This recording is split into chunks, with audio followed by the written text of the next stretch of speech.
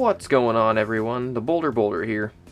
Today we're going to be taking a look at my latest MOC, the Ironclad. He is a dragon who also happens to be a knight, which I thought was kind of ironic, but it all started with this headpiece. I've been wanting to use this for a MOC for so long, but when one of my cousins came by to visit, he actually wanted to build a Bionicle MOC with me, and this is kind of what we come up with. He actually kind of initiated it. I started using the head. He was building a different MOC. When he finished his, he saw what I was starting and actually helped me to make a bit of the torso, figure out completely how I should attach the head, and stuff like that. He actually designed the arms a bit as well. And I kept pretty much all of the ideas that he had, and then just incorporated my own after he left, because he didn't get to say but for a few days, or maybe just one day.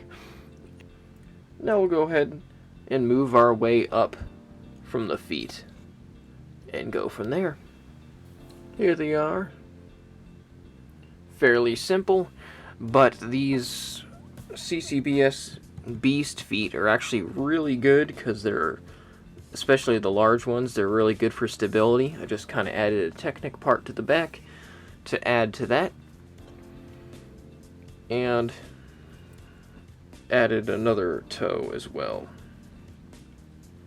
Now if we move our way up to kind of the lower portion of the legs, you can see here just some gunmetal gray CCBS parts, along with some black tile parts that fit over it.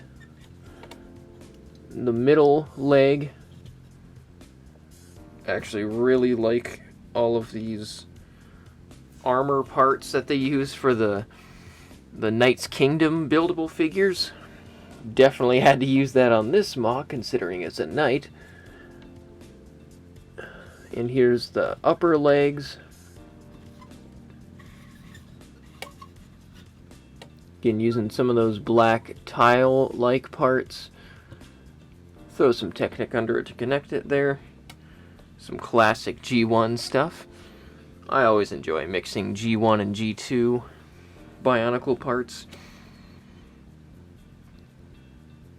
Now we can move our way up to the torso. We have some more gunmetal gray with silver and black up in there as well. And the upper chest area has this Jala armor. And let's look at the back of him real quick. Here we are.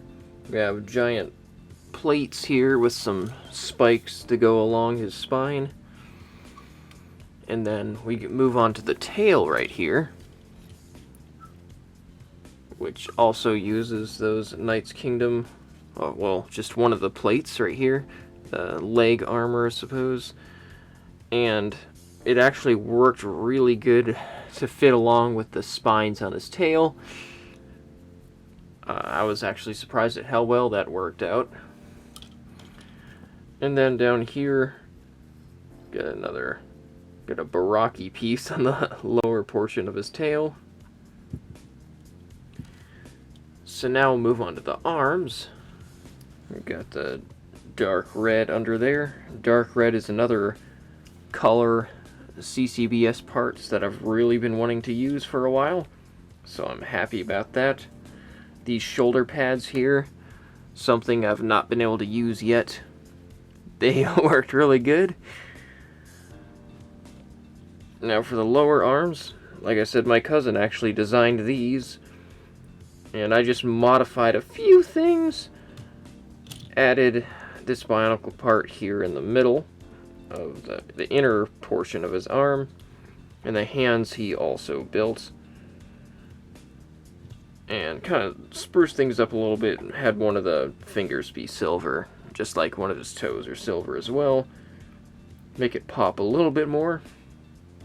And then also have those dark red nails he has. So I think that about does it. You know, of course, you know me, gotta add spikes, so put those on the arms. And now for the head. And we're looking at this really cool dragon head part. It's something I've, like I said earlier, been wanting to use for so long. Finally got to do it, and I had a lot of other dark red parts, and it all just kind of worked out. And of course the mouth can open up and close pretty good. It's on a ratcheting joint. Sorry, my hands and nails are a little bit dirty. I am a mechanic at my day job. I work on aircraft, so yeah, my hands are going to be kind of dirty, but I apologize for that. But anyway, let's move on to kind of the overview of the figure, and we'll conclude the video. So to cap off, I don't have a whole lot of really a story for this guy. I'll kind of leave that up to you guys' imagination. You know, how the heck did a dragon become a knight? Yeah, you guys can come up with a story. I think coming up with a story yourself and using your imagination, sometimes that can be a lot better than just having everything explained to you. Well, I believe that does it for me, folks. Thank you all so much for watching the video. Hope you all liked the MOC as well. I really appreciate you guys' support, and it's still hard to believe that I've been doing this thing for over 10 years now. So, I will see you all in the next video. Have a good one. Bye.